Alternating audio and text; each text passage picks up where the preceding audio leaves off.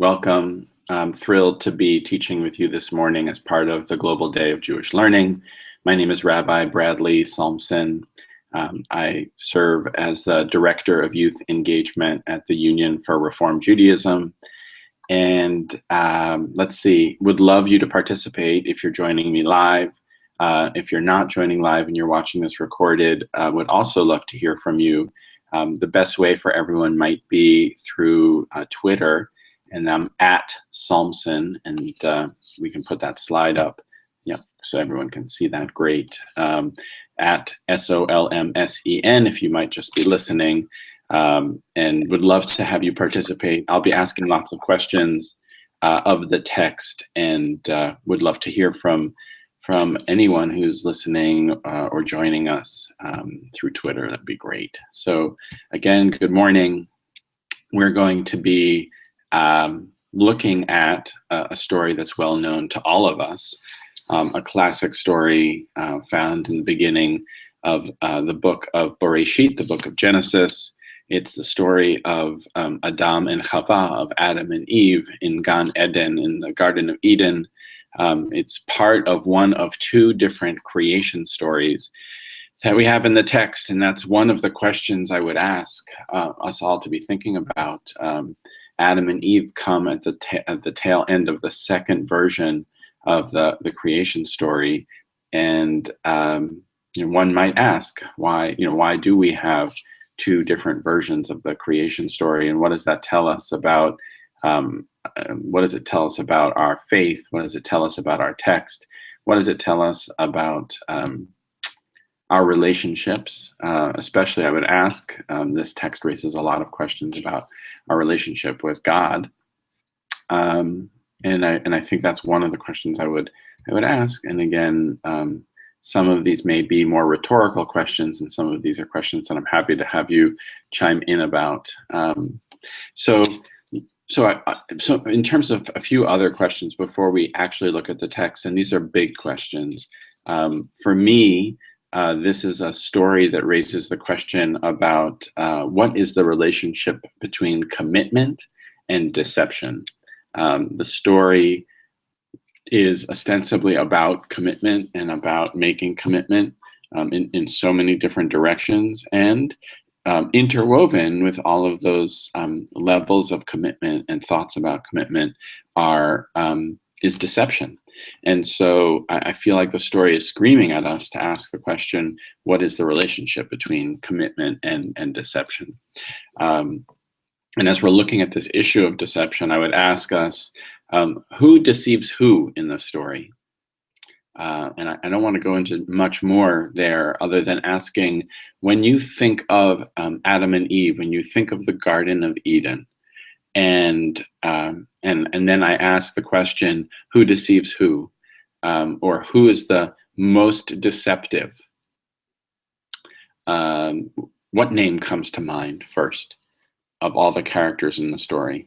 And I think it's fascinating to ask that question because I think there's a lot of deception going on. So, but let me ask you that: who deceives who? So, or who deceives who the most?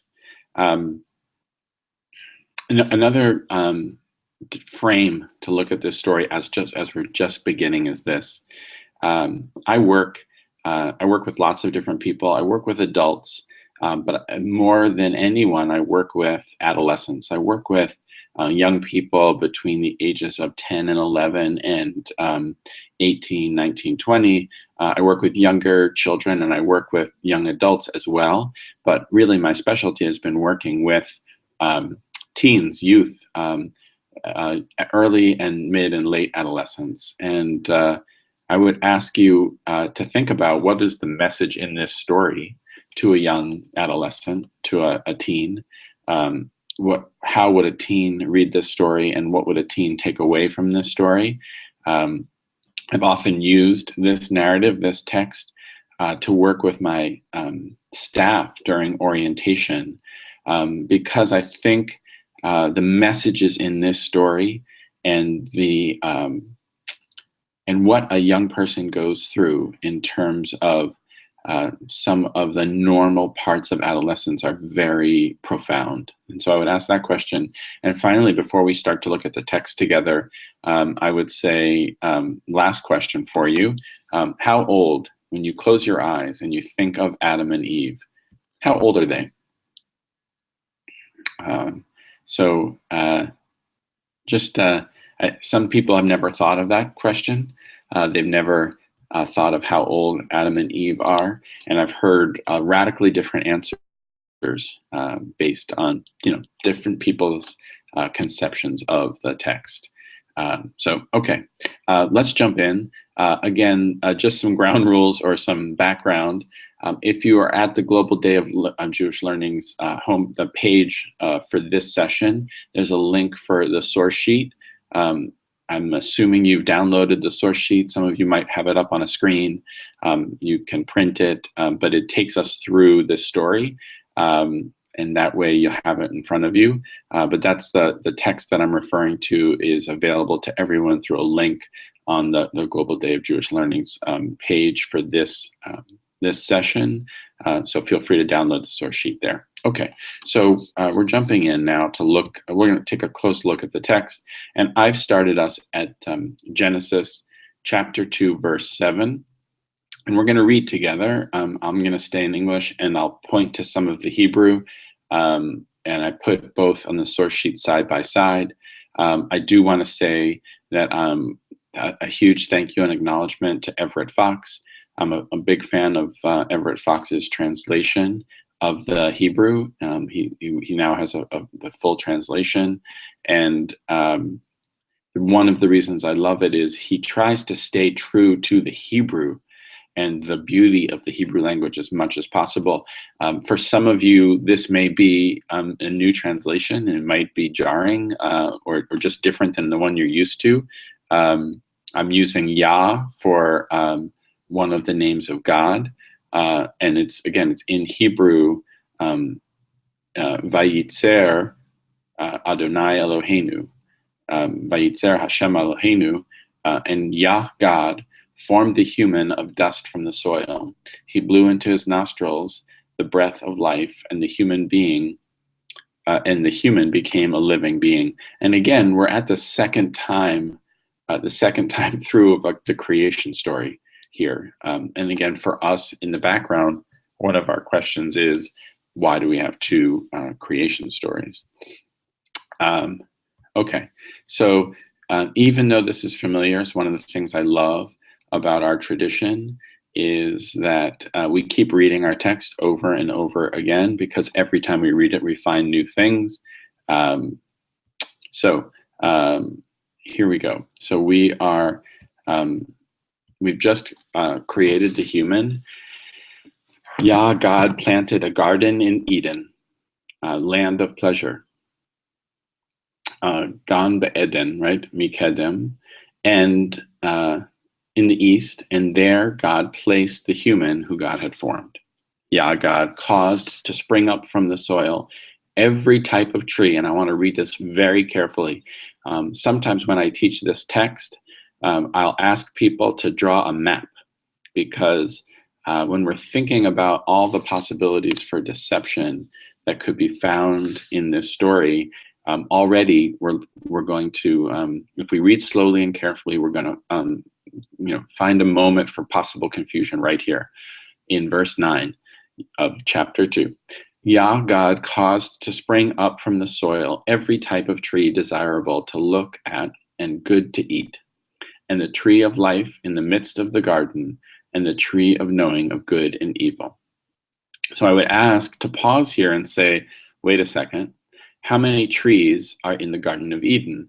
I think, again, just like the question of how old are Adam and Eve, I think how many trees, I think if we stopped before we got to verse 9 and asked this question, we might be surprised, because I think in our mind's eye, if we think back to some of the art we've seen, or even the picture we have in our mind's eye, that we might just say there's one tree, and it's obvious, right? But if we look carefully at verse 9, Yah, God caused to spring up from the soil every type of tree. So already before we get to, the specific trees, there's a lot of trees in the Garden of Eden.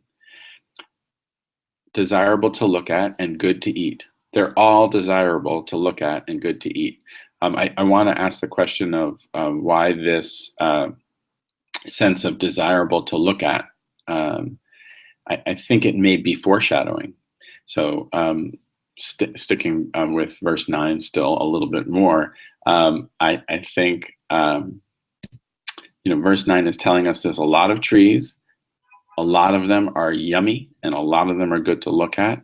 And the tree of life in the midst of the garden. Wait a second. Now there's this tree called the tree of life, and then there's another tree called the tree of knowing of good and evil. And again, if we're looking at these verses very closely, which is which? So that's important to be thinking about. Is it clear to anyone which is which tree? And we don't have any prohibitions yet, but it's not clear. They're all good to look at. They're all good to eat. I would say they're all tempting.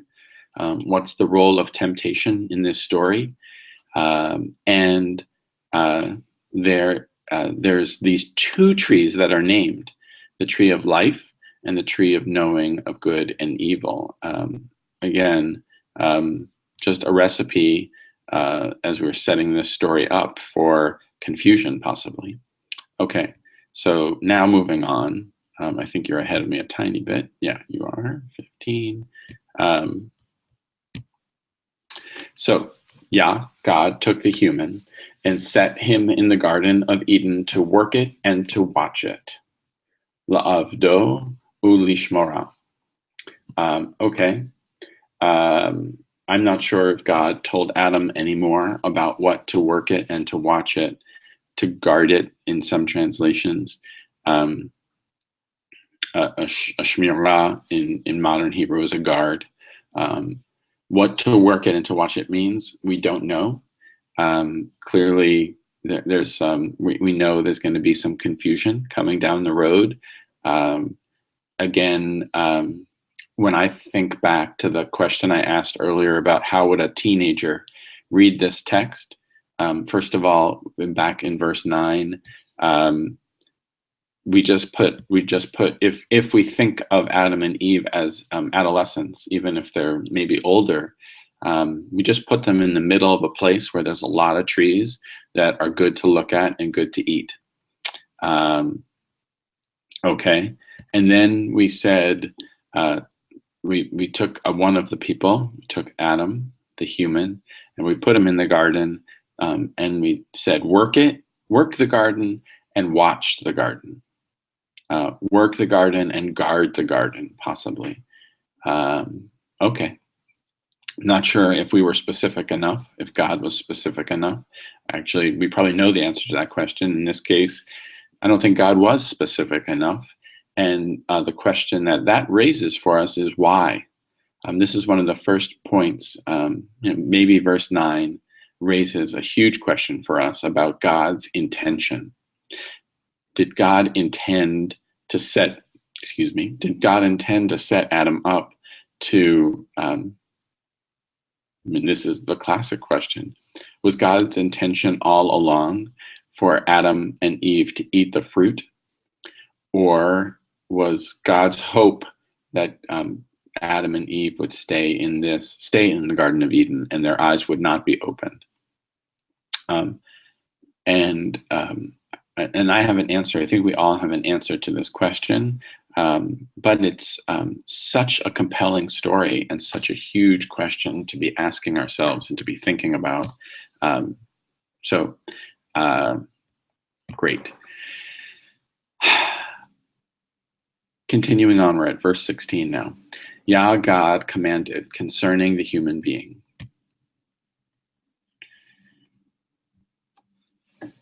Saying, from every other tree of the garden you may eat. Yes, eat. And it's an emphasis there in the Hebrew. Ochal tochel. Right? You really may eat of every other tree of the garden. In verse 17, but from the tree of the knowing of good and evil, you are not to eat from it. For on the day that you eat from it, you must die. Yes, die. Mot to mot. And there's a parallel there in the Hebrew that we're trying to capture in the English. You may definitely eat from every other tree, but from the tree of knowing of good and evil, you definitely shouldn't eat. So again, we have now the explicit prohibition. And we ask ourselves these huge questions of, was God's intention here really to prohibit Adam from eating of the fruit, or was God's intention actually that God had hoped that Adam would eat? And then, if so, if God wanted Adam to eat, why set up all of this deception? Why take this circuitous route to the end result? What's the message? And many of us watching and thinking and reading this text are parents, and it's fascinating to think about times when we are direct, when we, as a parent or a teacher, when we say to our student or to our child, do this or don't do that, right? The classic moment of don't touch the stove, it's hot, you'll burn yourself.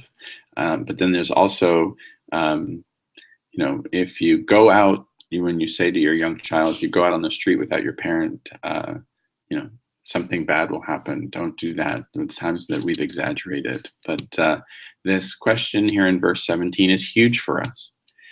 And then right away in verse 18, we learn that it's not good for Adam to be alone, and that God makes Adam an ezer kenegdo, which is a famous expression in Hebrew.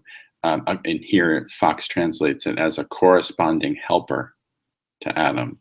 And for me, as we're reading this text so closely, I would ask, is this another example of us? Do we read the text on its surface pshat level? Pshat meaning the surface level of the text. Do we read the surface level of the text and say, yeah, all God wanted was to provide Adam with companionship and ezer, a helper, opposite him, an opposite helper, a corresponding helper?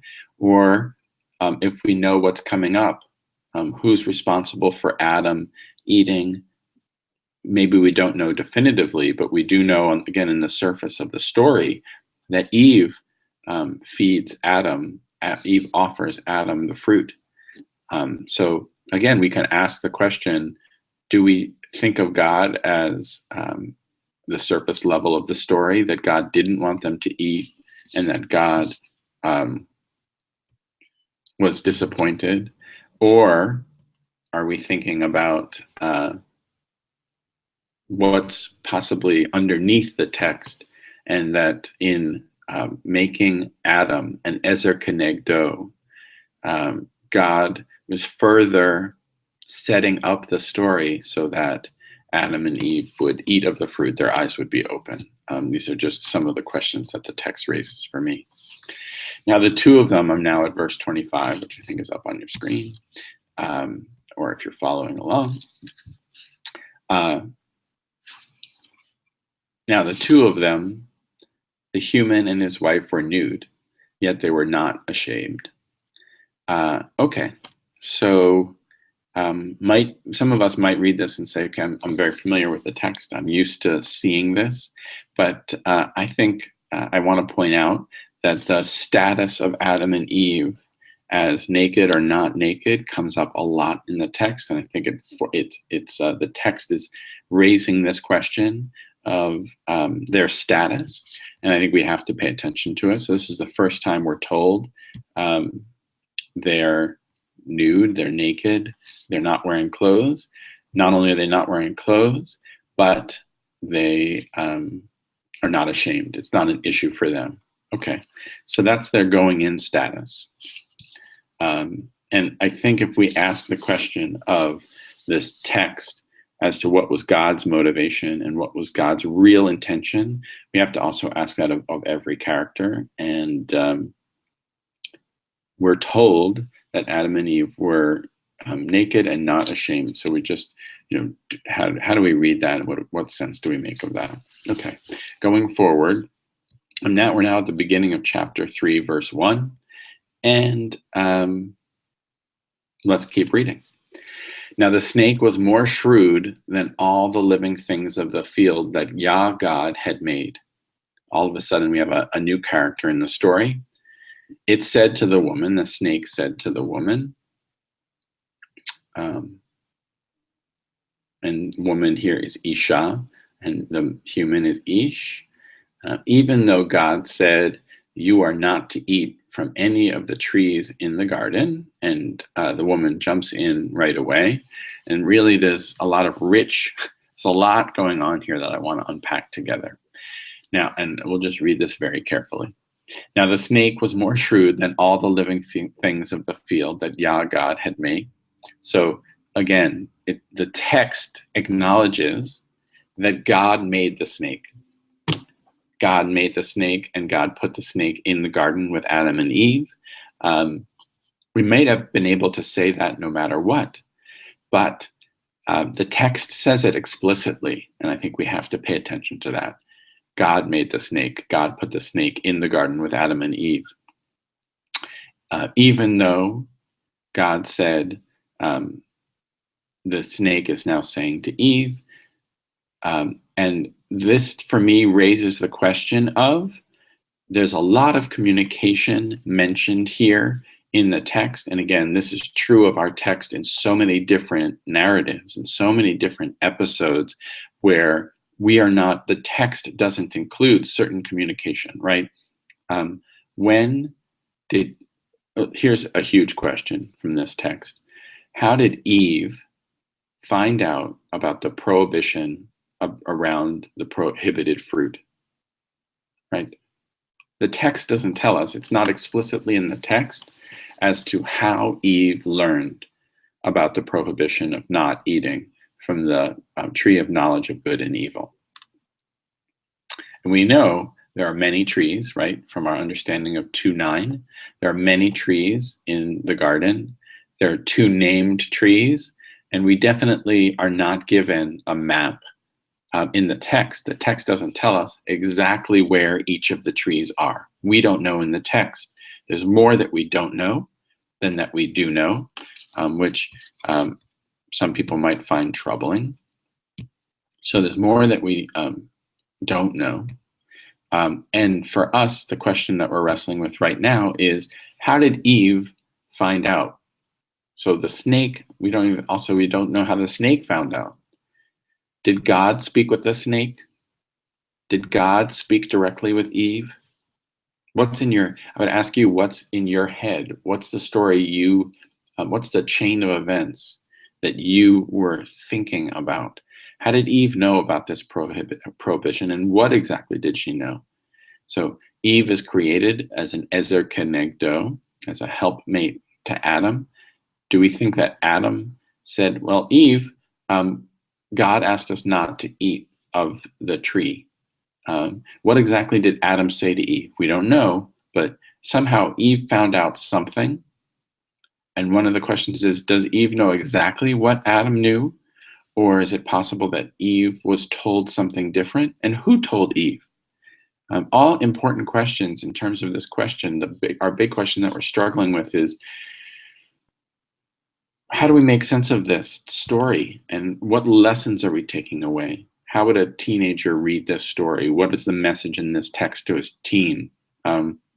Many of our teens have 2 parents or 2 teachers, whether it's in school or at camp or at home. Sometimes a teen is reading this story, and sometimes a parent is reading this story. And sometimes without any ill will, sometimes without any malice, we'll have a young person who goes to one adult and hears one message, and goes to another adult and hears another. What about the messages our teens hear, our young people hear out and about in the world? Are they hearing the same consistent messages from the media, from the internet, from their friends? Every time they go to a different place, what are they hearing? And so it's this text is raising this question, I think, that we have to stop and wrestle with, in terms of how did Eve is introduced, the snake is introduced to the story, and yet what's going on here? So I think some fascinating questions that have huge implications. In verse 3, chapter 3, verse 3. But from the fruit of the tree that is in the midst of the garden, God has said, you are not to eat from it, and you are not to touch it, lest you die. This is Eve talking to the serpent, right? So to the snake. The snake says to Eve in 3:1, even though God said, you are not to eat from any of the trees in the garden, and then Eve interrupts, from the fruit of the other trees of the garden we may eat, but from the fruit of the tree that is in the midst of the garden, God has said, you are not to eat from it, and you are not to touch it, lest you die. Okay, we have to stop here. Eve reports a different story than Adam. Now, it might be only slightly different, but it's different. What does she say? She says, I'm just paraphrasing, don't eat from the tree in the midst of the garden. Which tree? She doesn't call it out specifically. The prohibited tree that we hear directly from God is the tree of knowing of good and evil. Eve doesn't name that tree. Is that intentional? Right? Is Eve a party to the deception intentionally, or did she not know ahead of time? Really important question. Is Eve a deceiver here, or was she deceived? Was her relationship with Adam from the very beginning set up that way, or was she just an innocent bystander in some sense? And then another important factor here is that Eve adds something. God originally said to Adam, do not eat from the tree of knowing of good and evil. But God did not say anything about touching it. Again, we might say that that's a small point. But Eve's prohibition that she relays to the snake is different than the prohibition that God set before Adam. Eve says that it's a different tree, or it's a less specific tree, and she adds this piece about touching. Okay, verse 4. The snake says to the woman, die? You will not die. Okay, so the snake now adds this layer that beginning to question God. This is the first explicit moment where God's original commandment is questioned. Moving forward, rather, God knows that on the day that you eat from it, your eyes will be opened and you will become like gods, knowing good and evil. Okay. Fascinating moment here. The serpent, the snake, says to Eve, let me tell you the real story. I'm paraphrasing, right? God knows, Yodea Elohim, ki biyom achalchem mimenu, from the tree. Your eyes will be opened and you will become like gods, knowing good and evil. How does the snake know this? Okay, we have to ask that question.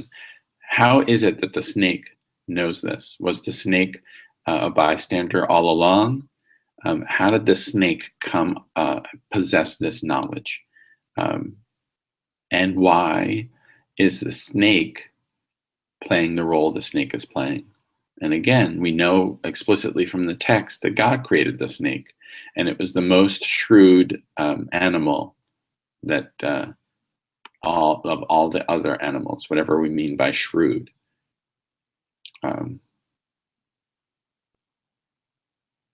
And we might want to point out, hold on a second, I think I made this connection. If you look back to verse 25, they were nude, Adam and Eve. The Hebrew there is arumim. If you then look at arumim, the root of arumim for naked here is ayin resh mem. If you look at shrewd, this is very important, and this is one of the reasons why I think it's okay to read in English, and it's very important to hone your Hebrew as much as you can.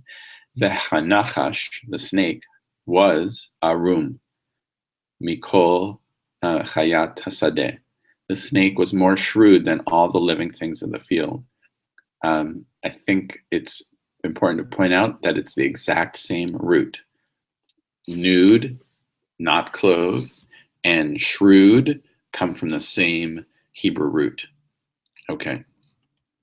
I think important to file away, and maybe a source of some questions for us as we are trying to take apart this text. Okay. Sorry, that's just a flashback. How does the snake know? The question I was asking is, how does the snake know? Why is the snake there? Is the snake an agent of furthering God's plan, or is the snake interfering with God's plan? Is Eve, the woman, furthering God's plan or interfering with God's plan? It depends on what you see as God's plan. Is it good? Is breaking the rules good, or is breaking the rules bad? What was God's intention? When you're raising children, or when you're teaching children, or working with children, especially children who are developmentally, in a developmentally appropriate way, testing boundaries. Testing boundaries, we know, is a part of adolescence. And how do we respond to the testing of boundaries? Right? When we know that it's a healthy part of development to test boundaries, how do we respond? Do we introduce boundaries that we know will be broken because that's a healthy part of adolescence? Or do we acknowledge that boundary breaking? Right? So in this case, God creates boundaries, and one might think that God encourages the breaking of the boundaries by introducing the snake, but it's done in a non-transparent way. It's done in a way where there's a deception, right? Again, this sense of deception being interwoven with the text from start to finish. What does boundary testing and commitment and does boundary testament and commitment and deception go hand in hand? Do they have to? And why are they so intertwined in this story? All right, let's keep going to see if the story helps us or gets even more confusing. I'm now looking at verse 6. The woman saw that the tree was good for eating, and that it was a delight to the eyes, and the tree was desirable to contemplate. She took from its fruit and ate, and gave also to her husband beside her, and he ate. Okay. The woman saw that the tree was good for eating. She really thought it looked good. And it was really, it's like the verse says 6 different ways, or 3 or 4 different ways, literally, that this was a good looking tree with good looking fruit. It says it 3 ways, right? It says it was good for eating, it was a delight to the eyes, and was desirable to contemplate. So this was really an attractive tree. For me, that is screaming this question of that God made the tree attractive. God didn't put it in the corner, and the fruit wasn't hidden. It was right in front of them, and it was attractive. It was drawing Eve in. She took from the fruit and ate it. Eve ate it first. It gave it also to her husband beside it. I was, it says 3 times that the fruit of the tree and the tree was so attractive. I was It's curious as to what Rashi, one of our most famous medieval commentators, says about this repetition. Often Rashi will comment when something is repeated. For Rashi said this, the opening of the eyes and how attractive it was, to just physically attractive without even touching it, because it doesn't say whether or not it tastes good, right? That's not there. It says how attractive it was, how shiny it was, right? This fruit was dangled right in front of Adam and Eve, and it really called to them. And again, for me, it just goes even further towards the argument that God wanted them to eat. And if that was the case, why not be more transparent? Why the deception? So a question that we can just keep thinking about.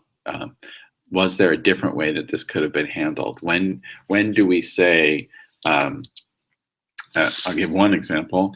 One of my daughters takes the subway to school by herself, and one is not yet old enough to. And it's hard to say, but we just say to her, "You're not old enough to do that." Okay, but that's not this story doesn't have that direct communication. Instead, God told Adam and Eve, if you eat from this tree, if you eat from this fruit, you're going to die. Let's see what happens. Verse 7, the eyes of the two of them were opened, and they knew then that they were nude. They sewed fig leaves together and made themselves loincloths.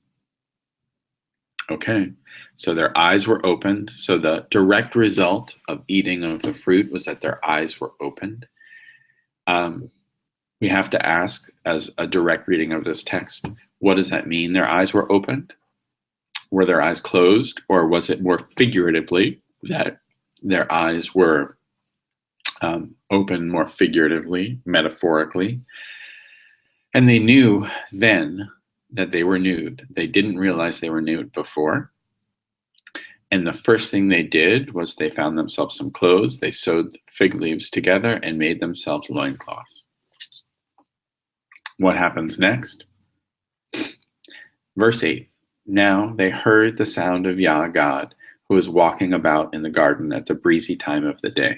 Again, the text here is just laden. It's full of elements that ask us questions. And the human and his wife hid themselves from the face of Yah God amid the trees of the garden. So there's a lot of questions here. Is how do you hear? What sound does God make? We don't know, but I think we need to ask that question. They heard the sound. Their eyes were open and they were closed, but they were probably more metaphorically opened. And the first thing they do is also they hear God. And what does it mean to hear God in the breezy time of day? And the first thing they did when they heard God was to hide. They hide from the face of God in the trees of the garden. Verse 9 now, in chapter 3. Yah God called to the human and said to him, where are you?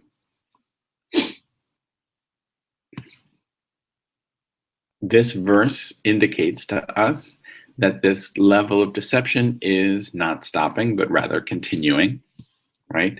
Yah God called to the human and said, where are you? It's famous Hebrew here, so I want to point to the Hebrew. Ayeka is what God says. Where are you? Now, we just need to say, based on everything we know so far, God put the human in the garden. God created the trees. God created the snake. God created the woman as an ezer kenegdo, as a helpmate to Adam, to the human, to the man. And then they ate of the fruit of the tree. Their eyes were open. They made themselves loincloths because they realized they were naked. They heard the sound of God. And then instead of a direct confrontation, the first thing that God says to man is, "Where are you?" Is that meant to be read as God not knowing? Do we read that on the superficial level, that God didn't know where Adam and Eve were? Or do we read that on the more underneath level, the level underneath the text, that "where are you" means, what are you doing and why? How do we take that question? And sometimes when we ask ourselves today, "Where are you?" might we mean, what is going on with you? Is God asking what's going on? And does God know what's going on? These are some important questions to be asking. He said in verse 10, "I heard the sound of you in the garden, and I was afraid because I am nude, and so I hid myself." I'm going to read that one more time. He said, "I heard the sound of you in the garden, and I was afraid because I'm nude, and so I hid myself." So Adam says, the man says to God, "I heard you in the garden. I was afraid." Why was Adam, the man, afraid? Why was he afraid? Because he was nude, and then he hides himself. And God replies to the man, "Who told you you were nude? From the tree about which I commanded you not to eat, have you eaten?" So God's response immediately is not to say that you're going to die, which is what God said originally. God said, "Who told you you were nude?" Again, why is God asking that question? Why the importance of that question? Didn't God already know? If so, is this another test for Adam to see whether Adam would take responsibility here? Right? So at one reading of verse 9 where he says, "Where are you?" is possibly to see, how is Adam going to respond? Could Adam demonstrate, "I'm going to take responsibility. I'm going to be direct in the face of all this confusion, all this deception. I'm going to stop the deception." And instead, no, what Adam does is continue to deceive. What does Adam do? He tries to hide. He continues the deception. And for me, one of the lessons that I think I'm taking away from this text every time I read it is, what does deception teach? Either intentional deception, or in this case, possibly unintentional deception. Possibly that deception leads to deception. That deception encourages more deception, especially deception from someone with power. Deception from someone with authority might lead to more deception. Again, intentionally or unintentionally. I'm leaving some room that maybe some of God's deception here might have been unintentional. Some of Eve's deception may have been unintentional. But we see a cycle here of some deception leading to more deception, leading to more deception, instead of Adam coming out or not even hiding to begin with. It could have been that we could imagine a different story where Adam ate from the fruit and then hears the sound of God and says, "God, I'm confused. Why didn't you, why is this all going on? Can you help me understand?" But there's not a direct conversation. So let's read verse 11. Again, "Who told you?" Right? And there's more deception here. There's not more directness. And then finally, let's go to the last two verses that I picked for us. The human said, "The woman who you gave to me to be beside me, she gave me from the tree, and so I ate." And this is a classic line, and we've all been in this position We've all seen children in this position when they get caught. What do? They don't take responsibility. They said, it's your fault, right? You did it. It's not me. So Adam, and I would say, in a story full of deception and full of lots of places where there's not direct communication and there's not clear communication, Adam continues it and says it's her fault. You put this woman here, God, and it's either you're indirectly God, it's your fault, I think Adam is saying. The woman who you gave to be beside me, she gave me from the tree, and so I ate. So Adam is saying here, of all of the people, of all of the characters in this story, the last person who should be responsible is me, right? Adam is saying that.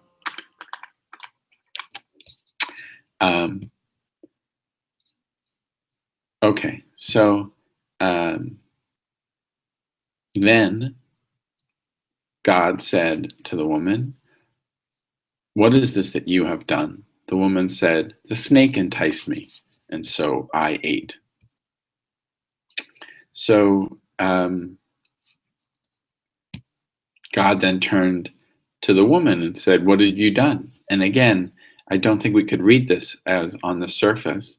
I think we can read this as God knew what the woman has done. And so the woman is saying, God is saying to the woman, what's going on here?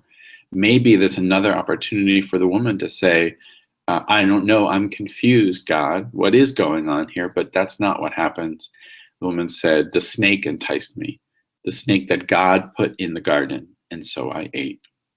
So I think this story, I just want to sum up in the last few minutes, that this story raises lots of questions about communication, about responsibility.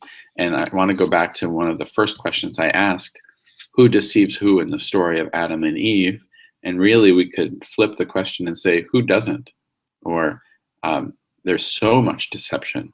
Adam deceives Eve, possibly, right? How does Eve find out about everything? We don't know, but it's not clear. We know that Eve's messages are different than Adam's. Eve deceives Adam. The snake deceives Eve. And if we ask who deceives who the most, I think we have to conclude that the author of deception in this story is God.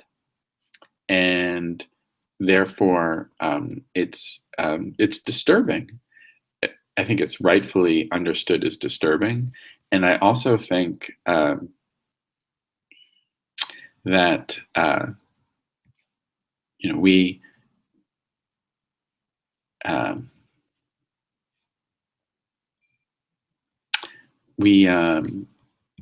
it's just fascinating that really God sets up such a deceptive narrative. And some commentators, classically over thousands of years, and readers today say all along, well, what God intended was for the people to eat. And if that's the case, why do it indirectly? Why do it through deception? And some people say it's to test the human beings. Some people feel like there are other faiths that read this as this is man's fault. Like this is the indication of the biggest fault of man. And some people read this and say this is the biggest strength of man. Man is now more in partnership with God, right? Going back to what the snake said.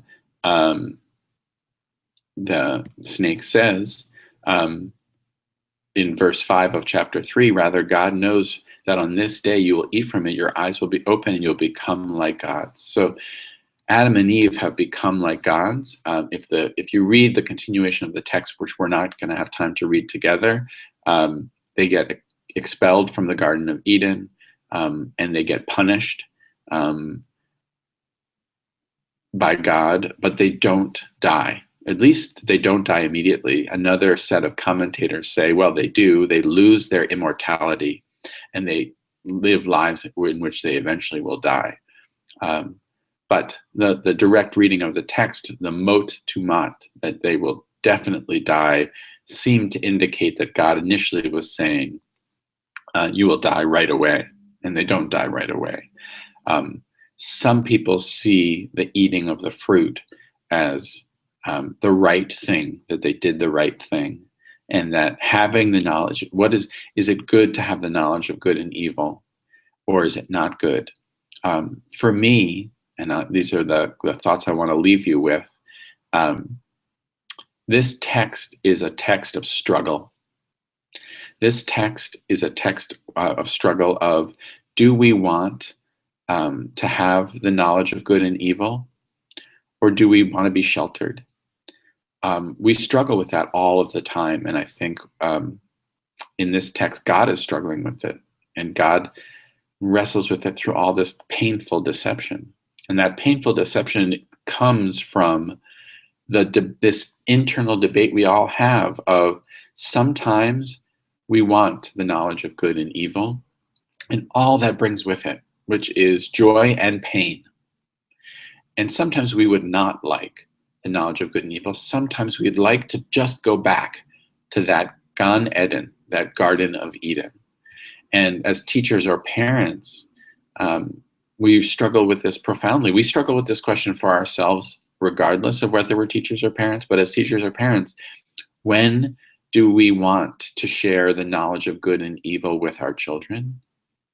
And when do we want to keep them protected from that knowledge and all the responsibility that comes with it? And it can be very painful. It can be painful just to watch someone grow up. It can be painful to let go. It could be painful to share responsibility. But I think that messiness, the lack of clarity around when is it okay to take each bite of that metaphorical piece of fruit, and each time we take that bite, we can't go backwards. How do we have a foot in the Garden of Eden, of that bliss of purity and of all things good? And for me, I think that's a huge part of childhood. And one of the things we know is that it would be good to maintain that connection to that innocence of childhood longer. That's a good thing. That play is a good thing that we want to maintain a connection to, that we don't too often in this world. And so I'll leave us with those questions. That I love this story because it acknowledges how complicated our world is. That even God is complicated. That even God makes decisions and acts in the world in ways that that a parent acts in, which means that are imperfect, and that we therefore are imperfect. If we are created B'Tselem Elohim, in the image of God, right away at the beginning of our story, we learn that love is powerful, that love sometimes is connected to deception, unfortunately, that love is important and is the glue that connects us, that Adam and Eve have each other, and that love enables them to survive outside of the Garden of Eden. And I think that's what love is. It's that power and that strength to survive outside of the Garden of Eden. And that it's messy, but that we sometimes make the right decisions and sometimes make the wrong decisions. Sometimes we're direct and sometimes we're indirect. And that very early on, our tradition is embracing all of this. So I hope this has been an interesting journey for you as we've been looking at this text. I hope that you saw new pieces, and I hope you saw some familiar pieces differently. And I'm really thrilled that you had the opportunity to study with me. I'm thrilled to have studied with us together. Especially grateful for the Global Day of Jewish Learning for creating such a rich day of Jewish learning. I hope that it inspires all of us to be learning more together. And I'll say, have a great day, and thank you very much.